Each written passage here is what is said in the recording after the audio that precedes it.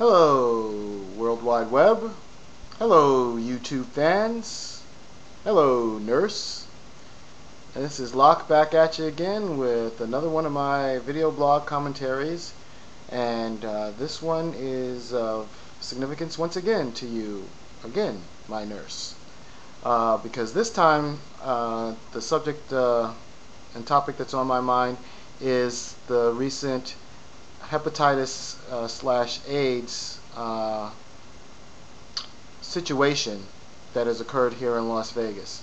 A situation that is growing quickly out of control as we find out that more and more of these medical centers are or could be possibly involved in this needle scam, where they're using dirty needles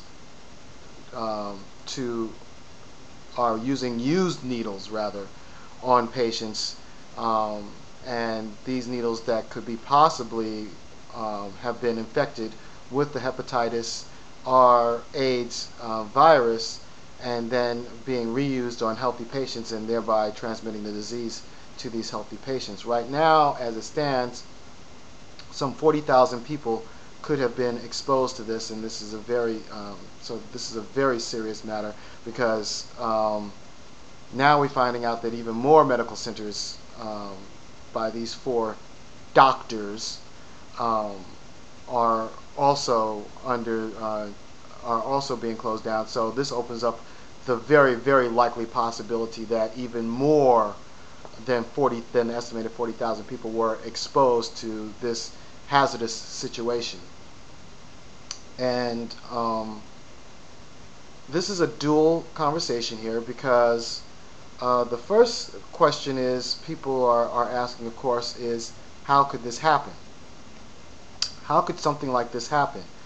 Well, as I've stated in previous things, I do not participate in the medical with the medical community specific, and this is just another good reason why, because when you mix money and health care, you have the vast, incredible potential for greed, and therefore the vast, incredible potential for self-interest, and therefore the vast detachment from the patient's care, the actual caring of the patient, and the hope that the patient will get healed and get well. Now, there are a lot of good doctors out there, but unfortunately, the odds are really stacked against them in regards to the favor of staying good, because the potential for greed is just so high.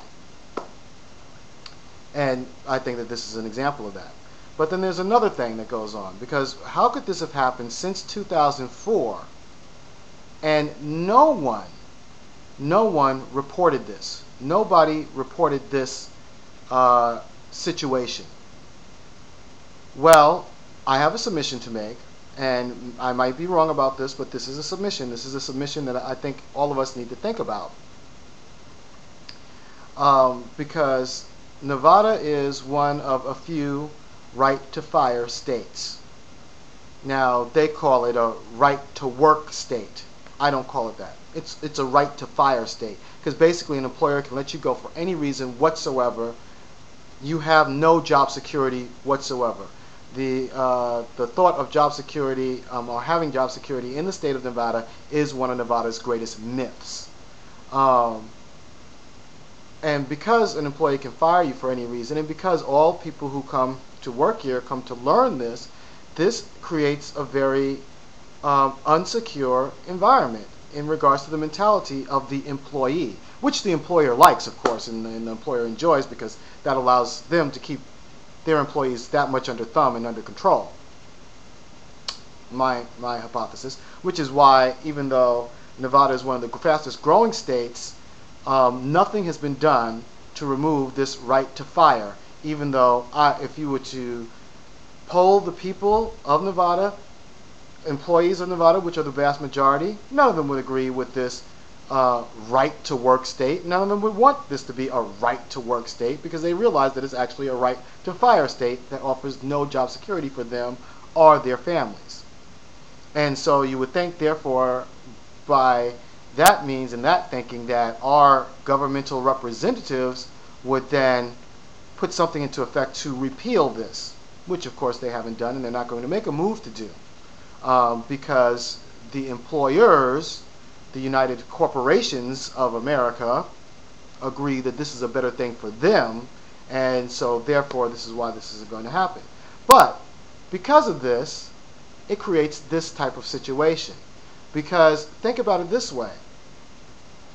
You're afraid to lose your job. You're working for a medical institution that you know for a fact is doing things wrong. You know for a fact is doing things not by the book. But you also know for a fact that if you dare report it, you're out of a job.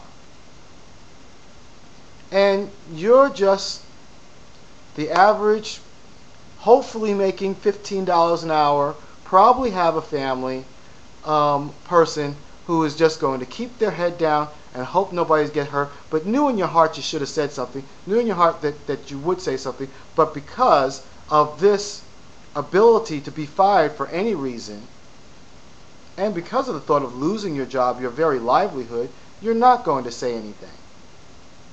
Now, Mr. CEO, Mr. Corporation, who has gone to these medical centers to receive treatment and receive care, because there are a lot of you out there who are very nervous right now. There are a lot of you in the news that reported that are saying, hey, wait a minute, since 2004, I've been there for something or other.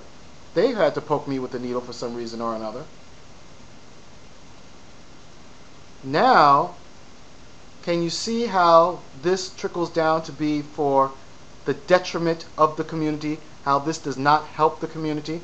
I'm saying if this is, because I don't know, because we don't have all the facts or anything like that, but and it's a total speculation and supposition on my part, but I think it's a very valid supposition and a very valid speculation that our right to fire state has probably affected the destinies of 40,000 people, of well over 40,000 people, in a way they never dreamed of or never could have imagined.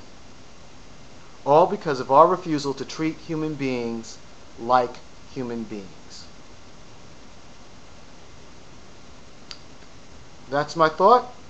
That's all I've got to say. Well, not all I have to say on this matter, but I've got to watch the YouTube confinement time periods and everything like that. But I did want to get this out and up. So please think about this. Think about changing Nevada from a right to work state or a right to fire state to an actual true right to work state where employees' rights are respected, employees' rights are enforced, because these very employees could be the persons that save the lives of the people who come to them for care in many, many different businesses in many, many different ways. That's all I got to say for right now. Lock out.